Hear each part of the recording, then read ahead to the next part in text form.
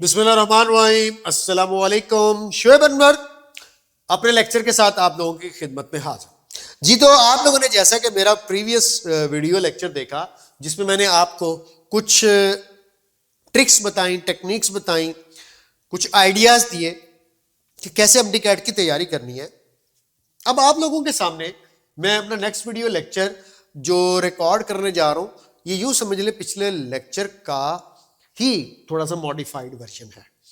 For example देखिए, मैं आप लोगों से कहता हूं यार केमिस्ट्री की जो है वो ब्रांचेस की बात करें तो आप लोगों को पता है कि जो आपके एमडी-कैट के सिलेबस के अंदर, एमडी-कैट के सिलेबस में आपको इन ब्रांचेस के साथ डील करना, लाइक फिजिकल केमिस्ट्री जो कि आपकी फर्स्ट ईयर की केमिस्ट्री है, इनऑर्गेनिक केमिस्ट्री जो कि आप लोगों की सेकेंड ईयर के स्टार्ट के चैप्टर्स हैं, देन ऑर्गेनिक केमिस्ट्री ये भी सेकेंड ईयर में है, इसी तरह बायोकेमिस्ट्री भी सेकेंड ईयर के अंदर है, और अप्लाइड केमिस्ट्री नई ऐड की गई है पिछले साल सिलेबस के अंदर 2025 के। इन सारी ब्रांचेस के बारे में, इन सब चीज़ों के बारे में आप लोगों ने सीखना है। अब मुझे आप लोगों को बताना क्या है, देखो आप में से मोस्टली बच्चे इस चीज़ के बारे में आगाह नहीं होंगे, जिस तरह कि मैं कहता हूं कि यार आप लोगों को मैं पूछ लूं कि यार फिजिकल केमिस्ट्री क्या चीज है। ये सिर्फ और सिर्फ एक आइडिया देने के लिए है कि मैंने पूछ लिया किसी से कि भाई फिजिकल केमिस्ट्री पूरी फर्स्ट ईयर की केमिस्ट्री पढ़ डाली, तो फिजिकल केमिस्ट्री है क्या चीज, आप तो सोच में पड़ जाओगे। और वो क्या कहते हैं, सोची पिया ते बंदा गया। तो भाई फिजिकल केमिस्ट्री कहते हैं स्टडी ऑफ फिजियोकेमिकल प्रॉपर्टीज।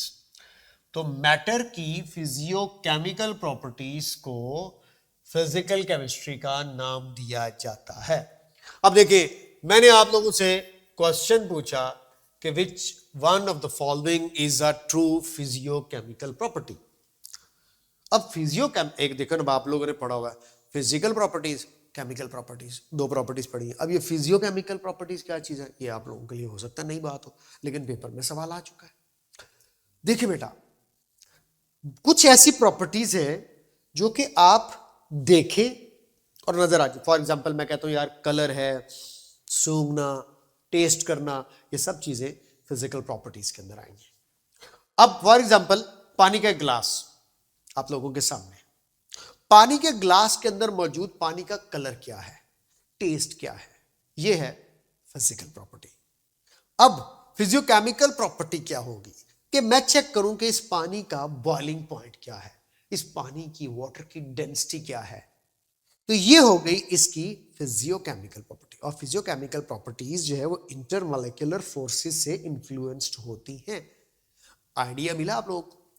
अब आप कतन पानी के रंग को, नस्ल को फिजियोकेमिकल नहीं कह सकते। तो पहले उसका कलर, उसका टेस्ट, ये सब फिजिकल में आई, उसका boiling point, melting point, density, viscosity, ये सब कुछ फिजियोकेमिकल के अंदर आया। कॉन्सेप्ट क्लियर हुआ। और उसके बाद तीसरे नंबर पर केमिकल प्रॉपर्टीज के जनाब केमिकल कंपोजिशन क्या है, कौन कौन से एलिमेंट्स ने इसको बनाया हुआ है, कौन कौन से बॉन्ड्स मौजूद हैं, कौन कौन से टाइप की बॉन्डिंग इन्वॉल्व है, एक्सेट्रा, ये आ गया। और उसके बाद इसके रिएक्शंस के अंदर क्या रोल प्ले होते हैं, किस तरह से हाइड्रोजन आयन बनता है आयोनाइजेशन के बाद, ब्ला ब्ला ब्ला, ये चली जाती है केमिकल प्रॉपर्टीज की तरफ। अब यकीनी तौर पर आप लोगों को आइडिया हो गया कि यार सर ने फिजिकल केमिस्ट्री में फिजियोकेमिकल प्रॉपर्टी का जब जिक्र किया तो मैं कलर को बिल्कुल भी नहीं डिक्लेयर करूंगा, ऑर्डर को बिल्कुल भी डिक्लेयर नहीं करूंगा, टेस्ट को बिल्कुल भी डिक्लेयर नहीं करूंगा, फिजियोकेमिकल प्रॉपर्टी। तो बेटा फिजियोकेमिकल प्रॉपर्टी मेरे पास फिर क्या हुई, बॉइलिंग पॉइंट। देखो मुझे 2 मिनट लगे आप लोगों तक ये कॉन्सेप्ट पहुंचाने में, बस यही चीज मैंने आप लोगों को सिखानी है, इसी चीज के ऊपर हमारी बातचीत होनी है। ये सारे मामला, ये है लिस्ट पड़ी हुई फिजियोकेमिकल प्रॉपर्टीज की, melting temperature, freezing temperature, boiling, relative density, vapour pressure, surface tension. सवाल आ सकता है कि कौन सी इसमें से, जब आपको याद होगा कि आपने ये सारी की सारी प्रॉपर्टीज इफेक्ट होती हुई पढ़ी है इंटरमॉलिक्यूलर फोर्सेस, जो कि आपके सिलेबस का हिस्सा है। आइए जरा मैं आगे बढ़ता हूं। आप लोगों को पता है कि पूरी पूरी केमिस्ट्री किसके ऊपर बेस कर रही है, मैटर के ऊपर बेस कर रही है। अब मैं डायरेक्ट आपको यूनिट की तरफ ले जाने की बजाय मैं आप लोगों को कुछ बेसिक्स बताना चाहूंगा जो कि पूरी केमिस्ट्री में आपके यूज में आनी है। अब मैटर के बारे में मेरे ख्याल में आप में से मोस्टली लोग जानते होंगे कि anything having mass and occupy space is called matter। तो ये डेफिनेशन तुम लोगों को रट्टा लगी हुई है। मैटर तुम लोग ये चमकता दमकता देख भी रहोगे। अब सवाल एक बार आया था, क्या सवाल आया था? बुरे वक्त का कोई भी नहीं पता होता बेटा, किसी भी वक्त कोई भी किसी भी किस्म का सवाल आ सकता है। अब मैं अगर आपसे पूछूं कि भाई आप में से कितने बच्चे जानते हैं कि कितनी टाइप्स है मैटर की, तो जैसे ही मैं मैटर की टाइप्स पूछता होता ना, मुझे क्लास में आवाज आ रही होती है 3, तो 4 नहीं, 3 नहीं, 4 नहीं, 3 नहीं, 4। अबे क्या 3 4 लगाई हुई है? टाइप्स पूछी है। तो बेटा जब बात पूछे टाइप्स तो बात कुछ और होनी है। जब बात पूछे स्टेट्स तो फिर बात कुछ और होनी है। और स्टेट्स में भी अगर आपसे वर्ड ये कहकर पूछे कि बेसिक स्टेट्स बताओ या मेजर स्टेट्स बताओ, तो फिर आप लोग कहेंगे 3। कहने का मतलब है गैस, लिक्विड एंड सॉलिड। और अगर आपसे बेसिक के वर्ड की बजाय टोटल की बात करें तो फिर जनाब आपका आंसर होगा 4। और आप फिर उसमें इंक्लूड कर लेंगे प्लाज्मा को भी। मीन टू से, आई वांट टू से gas, liquid, solid and at the end plasma. तो ये बात होगी हमारे पास 4 स्टेट्स के हवाले से। जब टोटल के साथ सवाल आए आपसे पेपर में और बेसिक या मेजर कहकर पूछे तो क्या, तो बेटा मैंने क्या पूछा? टाइप्स। तो आपको मैं बताता चला जाऊं, टाइप्स कभी भी 4 वगैरह नहीं कहनी आप लोगों ने। टाइप्स मैटर की 2 है। एक इसमें आता है प्योर और दूसरा इसमें आता है इम्प्योर। बेटा ये जो मैं बात आपको बता रहा हूं ना, ये आपको सिर्फ वही बात है आइडिया देने के लिए कि जिस तरह से हम सोच रहे होते हैं वो ऐसा नहीं होता। उसकी रीजन क्या होती है? हमारी बेसिक्स वीक होती है। तो बेसिक्स का तगड़ा होना बहुत जरूरी है। Pure and impure. बचा पार्टी। प्योर जो मैटर होता है उसको सब्सटेंस भी कहा जाता है। याद रख लीजिए, सब्सटेंस याद रख ले, होता ही प्योर है। अगर कोई आपको प्योर सब्सटेंस कह रहा है तो इसका मतलब ये कह रहा है कि आपका नाम अगर अब्दुल हकीम है तो अब्दुल हकीम इंसान बात सुनो, ऐसे कह रहा है। नहीं, अब्दुल हकीम इंसान, हाँ, जिनका भी नाम हो सकता है। खैर, इम्प्योर मैटर को मिक्सचर कहा जाता है। मैं अपने बच्चों को यह बताना चाहता हूं कि यार तुम लोगों को प्योर और इम्प्योर 2 टाइप्स मैटर की स्टेट्स के बारे से बात कुछ और है। अब देखिएगा, अंडरस्टैंड कीजिएगा, ये जो मैंने आप लोगों के साथ बात शेयर की, इसकी कुछ एग्जांपल्स है जो मैं आप लोगों के साथ शेयर करना चाह रहा हूं। देखिए, मैटर ये पड़ा हुआ है आप लोगों के सामने जनाब। मैटर की बात हो रही है। मैं यहां पे कलर चेंज करता हूं, रेड। Okay, matter. अब मैटर में देखें कि can it be physically separated. क्या बोला है? Can it be physical. अब सवाल है, if the components of a matter can be physically separated, तो अगर तो यस है तो फिजिकली सेपरेटेड में यानी कि आप उसको चुन चुन कर उसके कंपोनेंट्स को अलग कर सकते हैं, तो वो क्या कहलाता है? मिक्सचर। यानी कि ये इम्प्योर फॉर्म होती है। और बेटा अगर वो कंपोनेंट्स फिजिकली सेपरेटेड ना हो सके तो फिर वो कहलाता है प्योर सब्सटेंस। अब यहां पे प्योर सब्सटेंस लिखा हुआ है, और याद रख लीजिएगा कि ये इम्प्योर था तो इसके अंदर प्योर आएगा। प्योर वाले को हम कहते ही क्या है? सब्सटेंस। अब देखो अगली बात, can it be chemically decomposed.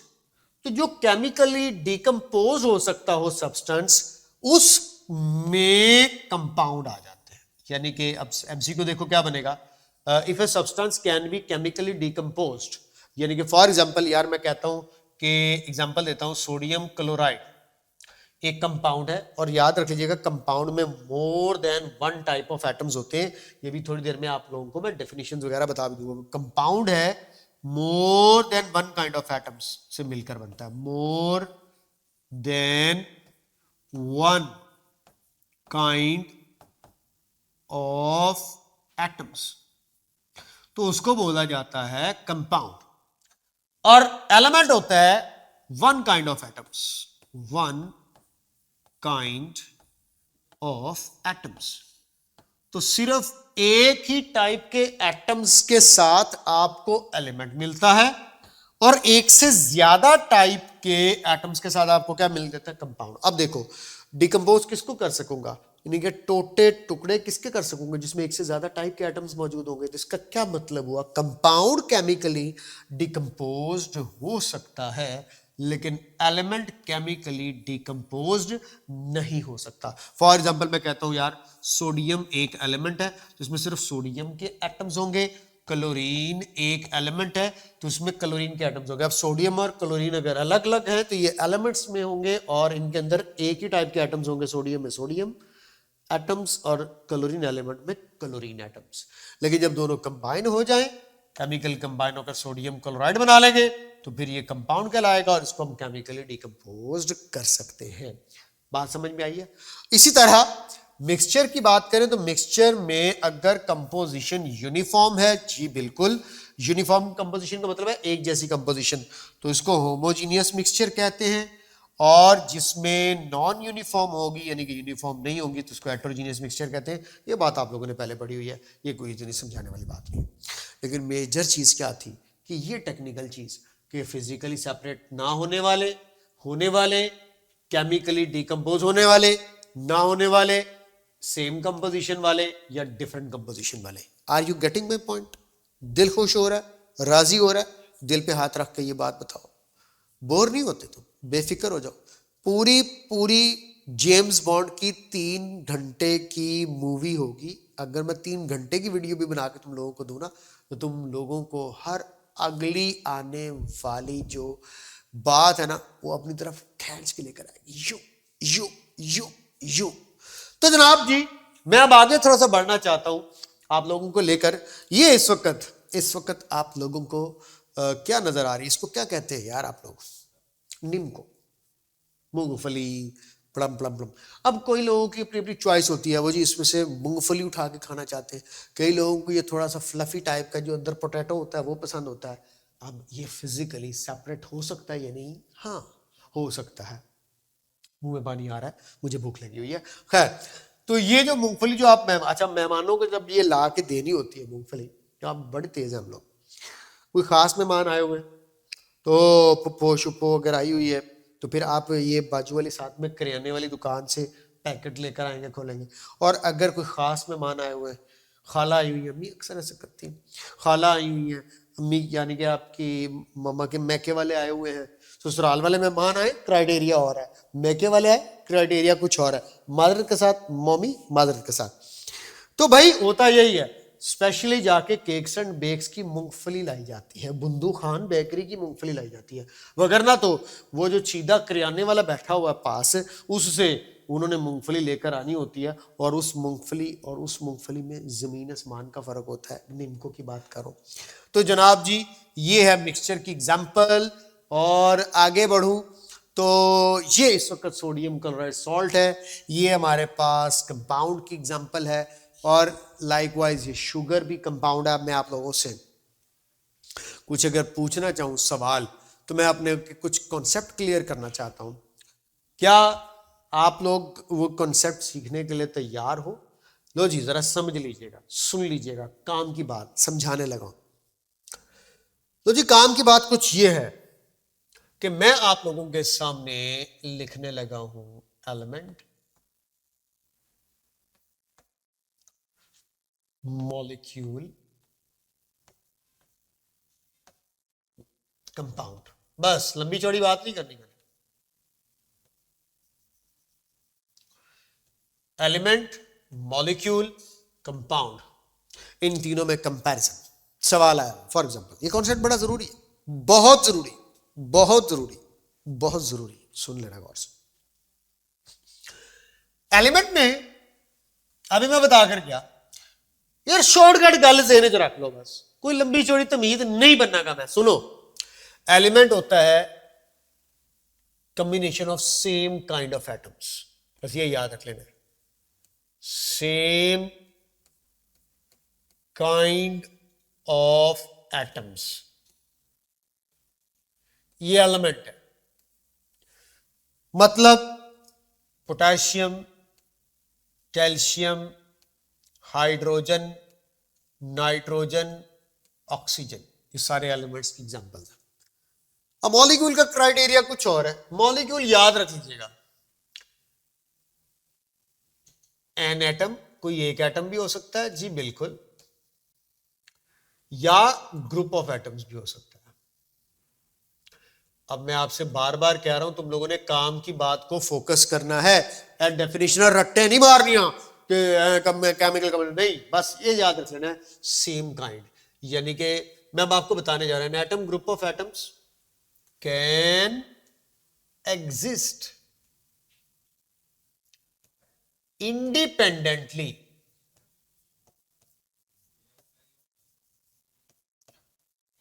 Can exist independently, उसको मॉलिक्यूल कहते हैं। जिस तरह मैं कहता हूं कि एक एटम वाला हीलियम कर लो, 2 एटम्स वाला हाइड्रोजन कर लो, 3 एटम्स वाला ओजोन कर लो, 4 एटम्स वाला फास्फोरस कर लो, और इसी तरह 8 एटम्स वाला सल्फर कर लो। ये देखो, ये सारे मैंने मॉलिक्यूल्स बनाए, ये इंडिपेंडेंटली एग्जिस्ट कर सकते हैं।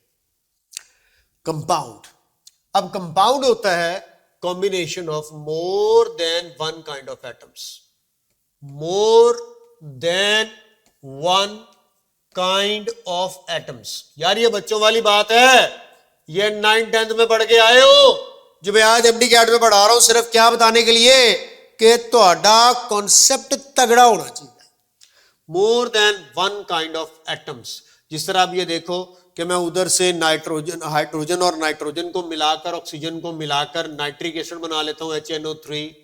इसी तरह कैल्शियम और हाइड्रोजन को मिलाकर कैल्शियम हाइड्राइड बना लेता हूं। इसी तरह मैं वहां से पोटेशियम और ऑक्सीजन को मिलाकर पोटेशियम सुपर ऑक्साइड KO2 बना लेता हूं। तो अब आप लोग देखें, यहाँ पे एक से ज्यादा टाइप के एटम्स हैं, तो ये कंपाउंड है, और कैल्शियम हाइड्राइड में भी एक से ज्यादा टाइप के एटम्स हैं, और पोटेशियम ऑक्साइड में भी एक से ज्यादा टाइप के एटम्स हैं। तो मेरी बात करने का मकसद ये है कि आप लोगों को काम की बात पे फोकस करवाऊं। तो ले सुनो फिर मेरी काम दी गल। काम दी गल जनाब ये है, जी मैं हुण अंडरलाइन कर लगा, याद रख लेना शॉर्टकट के एलिमेंट के लिए क्या है, same kind, same kind, same kind, एक की टाइप, एक की वहदानियत ऑफ एटम्स एलिमेंट है। और ये देखो, इंडिपेंडेंटली जो भी एग्जिस्ट कर सकता हो वो मॉलिक्यूल है, और more than one kind, more than one kind, more than one kind, more than one kind जो भी हो वो कंपाउंड है। तो जनाब जी, चंद बेसिक चीजों की आपके साथ बात हो रही थी। जैसा कि आप लोगों ने मुलाहिजा किया कि अगर किसी भी स्पीशी को एलिमेंट का टैग लगना है, तो एलिमेंट का टैग लगाने के लिए आपने एक बात माइंड में रखनी है, और वो था सेम काइंड ऑफ एटम्स। इसी तरह अगर मैं किसी भी स्पीशी को कंपाउंड का टैग लगाना चाहता हूं, तो याद रख लीजिएगा more than one kind of atoms. जैसा कि मैंने एम्फेसाइज किया कि सेम काइंड ऑफ एटम्स रखने वाली स्पीशी को, सब्सटेंस को हम लोग एलिमेंट कहेंगे, और डिफरेंट काइंड ऑफ एटम्स जो केमिकली कंबाइंड हुए होंगे एक फिक्स रेशियो के अंदर, उसको बोला जाएगा कंपाउंड। तो बेटा ये कीवर्ड्स है, ये वो शॉर्टकट्स हैं जो अपने माइंड में रखना है। और अभी मैं आपसे एक एग्जांपल, 2 एग्जांपल, 3 एग्जांपल्स डिस्कस करूंगा, ताकि इस कॉन्सेप्ट के ऊपर ठप्पा लग जाए। ठप्पा समझते हैं ना, कॉन्सेप्ट 100% क्लियर हो जाए कि अगर पेपर में सवाल आए तो आप रत्ती बराबर भी हेजिटेट ना हो। तो आओ जरा समझो कि मैंने बोला one, more than one kind of atoms का कॉम्बिनेशन और सेम काइंड ऑफ एटम्स का कॉम्बिनेशन। तो बेटा याद रख लिया, ये मॉलिक्यूल के लिए आप लोगों ने क्या याद रखना था कि जो इंडिपेंडेंटली एग्जिस्ट कर सकता होगा एज एन इंडिविजुअल यूनिट, अपनी आइडेंटिटी मेंटेन कर सके, उसको मॉलिक्यूल का टैग लगेगा। तो आओ जरा एलिमेंट, मॉलिक्यूल और कंपाउंड के इस कॉन्सेप्ट को समझने के लिए, ये वो बेसिक चीजें आप लोगों के साथ शेयर करने का मकसद पता है क्या है, कि तुम्हें पता चले कि टॉपिक्स को कैसे पढ़ना है। तो आओ जरा अब आपके सामने एक एग्जांपल आपके साथ जो है वो मैं शेयर करता हूं। लो जी देखिएगा, सुनिएगा। मैं यार बच्चों को कहता हूं कि मैंने तुम लोगों के सामने गौर से सुन लीजिएगा, HCl। अब HCl लिखने के बाद मेरा आपसे सवाल यह है कि तुम लोग मुझे बताओगे इस HCl को एलिमेंट का टैग लगाया जाए या इस HCl को कंपाउंड का टैग लगाऊं, और इसी तरह इस HCl को मैं मॉलिक्यूल का टैग लगाऊं। सवाल मेरा आपसे है कि इन तीनों एलिमेंट, कंपाउंड और मॉलिक्यूल में से HCl को कौन सा टैग लगना चाहिए। मेरा कॉन्सेप्ट तुम लोग अभी पढ़ चुके हो, आप लोगों ने जस्ट माइंड में लेकर आना है कि यार एलिमेंट के लिए सर ने बोला था कि सेम काइंड ऑफ एटम्स होने चाहिए, तो HCl के अंदर एक टाइप के एटम्स तो नहीं है ना। इसका मतलब ये हुआ कि मुझे इसको एलिमेंट नहीं कहना, मैं इसको एलिमेंट नहीं कह सकता। और अब इसके अंदर दो टाइप के एटम्स हैं, हाइड्रोजन के और क्लोरीन के। तो इसका क्या मतलब हुआ कि इसको कंपाउंड का टैग लगाया जा सकता है, और रेशो भी है हाइड्रोजन और क्लोरीन की 1:1। तो जी दो चीजें तो होगी तय। अब तीसरी चीज मॉलिक्यूल। तो बेटा आप लोगों को पता है ना कि ये HCl as an individual molecule independently exist कर सकता है, क्योंकि इनका आपस में कोवेलेंट बॉन्ड बना हुआ है, और हाइड्रोजन के डुप्लेट्स आप पूरे हो चुके हैं क्लोरीन के साथ शेयरिंग करके, और क्लोरीन हाइड्रोजन के इलेक्ट्रॉन के साथ शेयरिंग करके अपना ऑक्टेट पूरा कर चुकी है। तो क्लोरीन का ऑक्टेट पूरा है और हाइड्रोजन का डुप्लेट पूरा है, जिसकी वजह से as an individual molecule exist कर सकता है। तो जी बिल्कुल मैं इसको मॉलिक्यूल का टैग भी लगा सकता हूं। एक और फूड ऑफ थॉट दूं आप लोगों को, सुनना चाहते हो? सुनो, समझो, अंडरस्टैंड करो। आप लोगों को, अक्लमंद लोगों के लिए इशारा ही काफी होता है। बेटे जैसा कि आप लोगों ने अपनी फर्स्ट ईयर की केमिस्ट्री में पढ़ा कि जो मॉलिक्यूल होते हैं, मॉलिक्यूल की आप लोगों ने दो टाइप्स पढ़ी हैं। अब आप ये एग्जांपल समझ लीजिएगा गौर से। वैसे तो मॉलिक्यूल के ऊपर काफी सारा बोला जा सकता है, लेकिन मैं आप लोगों को कहता हूं यार तुम लोगों ने मॉलिक्यूल की दो टाइप्स पढ़ी है। कौन कौन सी? होमो एटॉमिक मॉलिक्यूल, बिल्कुल जी, होमो एटॉमिक मॉलिक्यूल, और दूसरा हेट्रोएटॉमिक मॉलिक्यूल। हाँ जी, कुछ याद आया? जी बिल्कुल, आप लोगों को याद आ चुका होगा, होमोटॉमिक और हेट्रोटॉमिक। यहां पे कॉन्सेप्ट देखना चाहता हूं कि कितने बच्चों का क्लियर हुआ। इसको कहते हैं ठप्पा लगना। होमोटॉमिक में आप लोगों को पता ही है कि सेम काइंड ऑफ एटम्स की बात होती है, तो सेम काइंड ऑफ एटम्स। और हेट्रोटॉमिक में डिफरेंट काइंड ऑफ एटम्स की बात होती है, डिफरेंट काइंड ऑफ एटम्स। अब आप लोगों को पता है कि मॉलिक्यूल इंडिपेंडेंटली एग्जिस्ट करने वाली स्पीशी को कहते हैं। तो सेम काइंड ऑफ एटम्स में देखें, मैं आप लोगों को हाइड्रोजन एग्जांपल में दे देता हूं, ऑक्सीजन एग्जांपल में दे देता हूं, ओजोन एग्जांपल में दे देता हूं। इसी तरह मैं आप लोगों को पीछे नमक गिरा हुआ तो मैं जरा इस तरफ आ जाता हूं, आंखों में ना चला जाए। तो इसी तरह फास्फोरस P4 कह देता हूं, सल्फर S8 कह देता हूं। ये सब होमोटॉपिक मॉलिक्यूल्स हैं। अब आओ जरा हेट्रोटॉपिक मॉलिक्यूल के अंदर, जिस तरह मैंने अभी HCl बोला, जिस तरह मैं H2O बोल देता हूं, जिस तरह मैं HNO3 बोल देता हूं, ये सारे हेट्रोटॉपिक मॉलिक्यूल्स हैं। इसी तरह मैं सल्फर डाइऑक्साइड बोल देता हूं, सल्फर ट्राइऑक्साइड बोल देता हूं। ये सब इंडिपेंडेंटली एग्जिस्ट कर सकते हैं और एक से ज्यादा टाइप के एटम्स हैं। आओ जरा मुझे ये बात बता दो, क्या same kind, same kind, same kind, same kind, same kind, same kind, अभी बताया, अभी बताया, सेम काइंड कुछ मिलता जुलता नहीं लग रहा?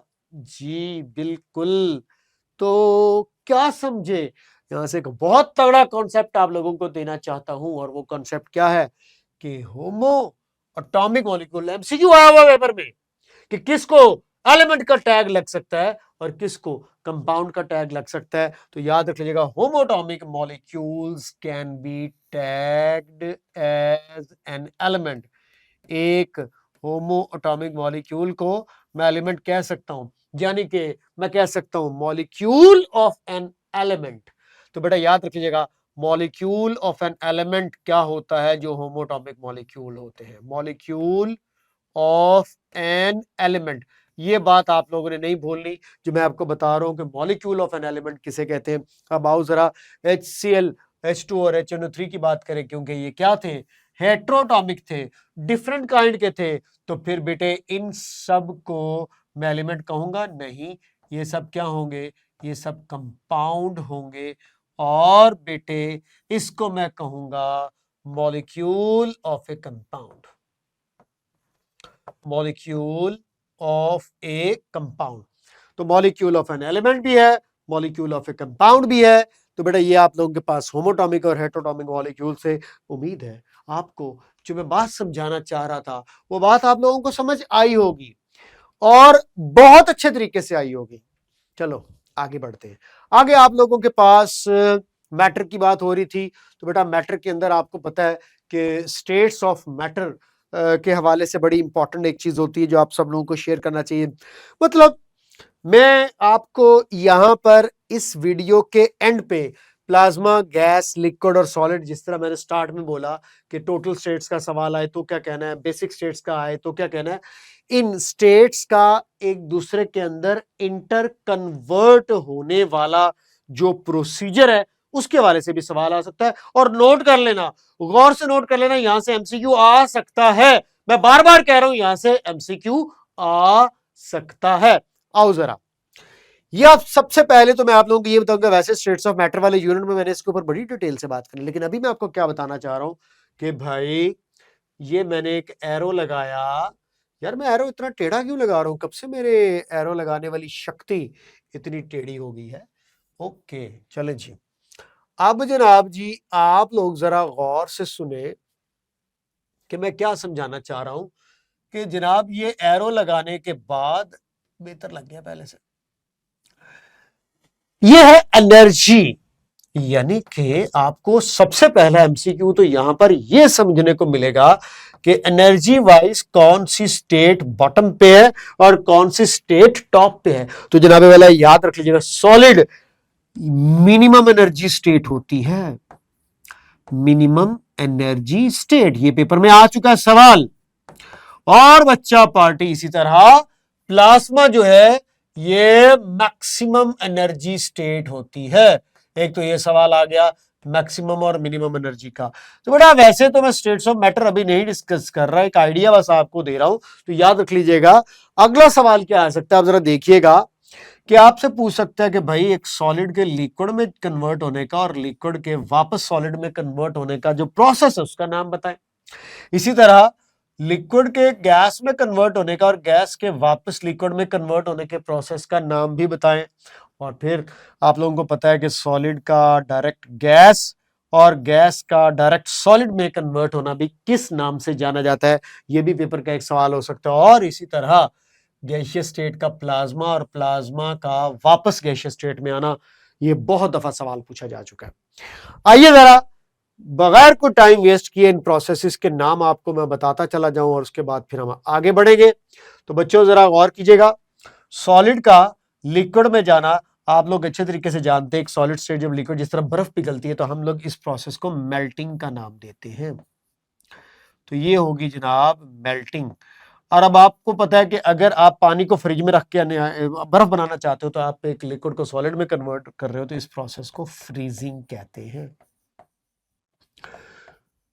अब अगली बात बताऊं, सवाल क्या आता है, इनमें से कौन सा प्रोसेस एंडोथर्मिक है, कौन सा एक्सोथर्मिक है, कौन सा एनर्जी रिलीजिंग है, कौन सा एनर्जी एब्जॉर्बिंग है। खुद सोचो, जब आप एरो को माइंड में रखो, एनर्जी वाले एरो को, जब भी आप लो एनर्जी से हाई एनर्जी पे जा रहे होगे तो एनर्जी एब्जॉर्ब होगी, और हाई से लो में आ रहे होगे तो एनर्जी रिलीज होगी। कितना क्रिस्टल क्लियर वे में आसान से तरीके में तुम्हारे दिमाग में ये कॉन्सेप्ट हमेशा के लिए छोड़ने जा रहा हूं कि मेल्टिंग करते वक्त एनर्जी ने एब्जॉर्ब होना है। तो ये एनर्जी एब्जॉर्बिंग फिनोमिना है और इसके लिए positive sign of energy use किया जाएगा। इसी तरह जब मैं फ्रीजिंग की बात करूंगा तो इसके ऑपोजिट कर ले। अब आप हाई एनर्जी से लिक्विड स्टेट से लो में आ रहे हो तो बेटा फ्रीजिंग क्या हुआ, ये एनर्जी रिलीजिंग प्रोसेस होगा। और जब भी एनर्जी रिलीज होती है तो उसके लिए नेगेटिव साइन यूज किया जा सकता है। कैसा, भूलोगे तो नहीं। चलो फिर आगे चलो, लिक्विड से गैस में जाना, और ऊपर जा रहे हो और ऊपर जा रहे हो तो लिक्विड से गैस में जाना होता है इवेपोरेशन। अब आपसे मैं पूछूं इवेपोरेशन एंडो है या एक्सो एनर्जी रिलीजिंग या अब्सॉर्बिंग, आप सब कहेंगे सर लो एनर्जी से हाई एनर्जी में जा रहे हैं तो ये भी एनर्जी अब्सॉर्बिंग, इसके साथ भी पॉजिटिव साइन यूज होगा। और गैस का वापस लिक्विड में आना है कंडेंसेशन, तो फिर बेटा मुझे बताएं कि हाई एनर्जी से किधर आ रहे हो, लो एनर्जी की तरफ आ रहे हो, तो साफ जाहिर इसके लिए कौन सा साइन यूज किया जाएगा, नेगेटिव। यानी कि साथ साथ मैंने थर्मोकेमिस्ट्री का भी टच दे दिया चैप्टर नंबर 7 फर्स्ट ईयर का। कोई गल पल्ले पई जे? ओके। उसके बाद सॉलिड का डायरेक्ट गैस और गैस का डायरेक्ट सॉलिड, आप लोग जानते हैं यार कि जब सॉलिड गैस में कन्वर्ट होता है तो इसको बोला जाता है सब्लिमेशन। अब आप लोग मुझे बताएं सब्लिमेशन पॉजिटिव होगा या नेगेटिव होगा? आप कहेंगे सर जी लो एनर्जी से हाई एनर्जी में जा रही है, तीर का निशान आपके सामने बना हुआ है, साफ ज़ाहिर है ये पॉजिटिव प्रोसेस होगा। अब बच्चों से पूछा जाए गैस का वापस सॉलिड में आना, सर उसको भी सब्लिमेशन ही कहते हैं या डी सब्लिमेशन? अक्सर मैंने सुना डी सब्लिमेशन, तो भाई खुदारा डी सब्लिमेशन नहीं कहना, सब्लिमेशन का ऑपोजिट होता है डेपोजिशन या सॉलिडिफिकेशन भी कहते हैं इसको, डेपोजिशन। यानी कि एक गैस डायरेक्टली सॉलिड में आ रही है और इसके लिए नेगेटिव साइन यूज किया जाएगा। अब गैस का प्लाज्मा में जाना, आपको पता है जब गैस को आप आयोनाइज कर देते हो, उसमें से इलेक्ट्रॉन निकाल देते हो और गैसियस कैटाइन बना देते हो, तो उसको प्लाज्मा बोला जाता है। आपको पता ही है प्लाज्मा में इलेक्ट्रॉन्स होते हैं और प्लाज्मा में कैटाइन्स होते हैं और प्लाज्मा में न्यूट्रल एटम्स होते हैं, इन तीन चीजों का कॉम्बिनेशन है। तो बेटा मुझे कह लेने दीजिएगा कि गैस का प्लाज्मा में जाना है आयोनाइजेशन। और आपको याद है पिछले लेक्चर में मैंने बताया था आयोनाइजेशन एक एंडोथर्मिक प्रोसेस है, इसके लिए भी पॉजिटिव साइन होता है। तो देखो बेटा गैस से आप किधर गए, प्लाज्मा की तरफ गए। अब प्लाज्मा से वापस गैस में आना, उन इलेक्ट्रॉन्स का कैटाइन्स में कंबाइन होने के बाद इसको रिकॉम्बिनेशन का नाम दिया जाता है, रिकॉम्बिनेशन, रिकॉम्बिनेशन। तो प्लाज्मा से वापस गैस में कन्वर्ट होना रिकॉम्बिनेशन है। तो ionisation, recombination, evaporation, condensation, melting, freezing, sublimation, deposition, positive negative phenomena के साथ आप लोगों के सामने मैंने बता दिया। जो प्रोसेसेस एनर्जी रिलीजिंग थे, जो एनर्जी एब्जॉर्बिंग थे, पेपर में सवाल क्या आया था, चारों स्टेट्स को इंक्रीजिंग एनर्जी ऑर्डर और डिक्रीजिंग एनर्जी ऑर्डर की बुनियाद पर अरेंज करना था। अब आओ जरा मैं आप लोगों को इंक्रीजिंग एनर्जी ऑर्डर क्या होता है बेटा याद रख लीजिएगा। इंक्रीजिंग एनर्जी ऑर्डर गौर से समझ लीजिएगा। इंक्रीजिंग एनर्जी ऑर्डर के अंदर, इंक्रीजिंग एनर्जी ऑर्डर के अंदर तुम लोगों ने याद रख लेना है, चलना है लो एनर्जी लेफ्ट साइड से हाई एनर्जी राइट साइड की तरफ। तो बेटा अब आपसे कहूं यार इन चारों स्टेट्स को इंक्रीजिंग एनर्जी ऑर्डर पर अरेंज करो, तो आप सबसे पहले क्या लिखोगे जी? सबसे पहले आप लिखोगे सॉलिड, उसके बाद ये साइन आएगा, अब ये इंक्रीजिंग ऑर्डर की तरफ जा रहे हैं। सॉलिड के बाद लिक्विड, लिक्विड के बाद गैस और गैस के बाद प्लाज्मा। और अगर आपसे कहता डिक्रीजिंग एनर्जी ऑर्डर बताओ, तो फिर बेटे आप लोगों ने प्लाज्मा से शुरू करके आगे गैस, लिक्विड और सॉलिड यानी कि ऑपोजिट हो जाना था। लिख देता हूं वो भी, ये इंक्रीजिंग एनर्जी ऑर्डर है। और इसी तरह डिक्रीजिंग एनर्जी ऑर्डर अगर पूछा जाए तो बेटा याद रख ले मूव आपने लेफ्ट टू द राइट ही करना है। अब डिक्रीजिंग एनर्जी ऑर्डर में मैं क्या करूंगा, मैं आप लोगों को सबसे पहले हाई एनर्जी से लिखूंगा, यानी कि यहां पे सबसे पहले लो एनर्जी स्टेट आई और सबसे एंड पे हाई आई। अब यहां पर मैं सबसे पहले हाई लिखूंगा, यानी कि ये देखिएगा प्लाज्मा, उसके बाद गैसियस स्टेट लिखूंगा, फिर लिक्विड स्टेट लिखूंगा और उसके एंड पे मैं सॉलिड स्टेट लिखूंगा। तो ये है डिक्रीजिंग एनर्जी ऑर्डर और ये है इंक्रीजिंग एनर्जी ऑर्डर। तो इस तरह से स्टेट्स ऑफ मैटर को एक दूसरे में कन्वर्ट करना। अभी तो बड़ा कुछ बाकी है इसमें आपको समझाने वाला, क्या याद करोगे कि सही के साथ पाला पड़ा था। लो जी इस वीडियो को मैं यहाँ पे एंड अप कर रहा हूं और नेक्स्ट मेरा जो वीडियो लेक्चर होगा उसमें मैं आपको बाकायदा तौर पर सिलेबस का पहला topic atom, element, molecule, compound के अंदर जो डिफरेंस था बता तो चुका हूं। अब इनकी एग्जाम्पल्स भी आपके साथ शेयर हो चुकी हैं। तो मुझे बच्चों को ये सारा कुछ समझाने के बाद ये रहा सिलेबस, और सिलेबस में देखें सबसे पहले नंबर पर उसने बोला हुआ मोल्स एंड एवोगाड्रो नंबर। तो आइए जरा सिलेबस का पहला टॉपिक डिस्कस करने के लिए मेरी नेक्स्ट वीडियो देखिए और जो प्रीवियस 2 वीडियोस तुम लोगों ने देखी है इनको बार बार देखो, बेशुमार देखो। क्यों? ये वीडियो और शेयर करो अपने दोस्तों, यारों, बेलियों के साथ शेयर करो। उन्हें कहो कि भाई केमिस्ट्री के बेसिक कॉन्सेप्ट्स क्लियर करने हैं तो आ जाओ, आ गया है मसीहा। ख्याल रखिए अपना, टेक केयर, हाफिज।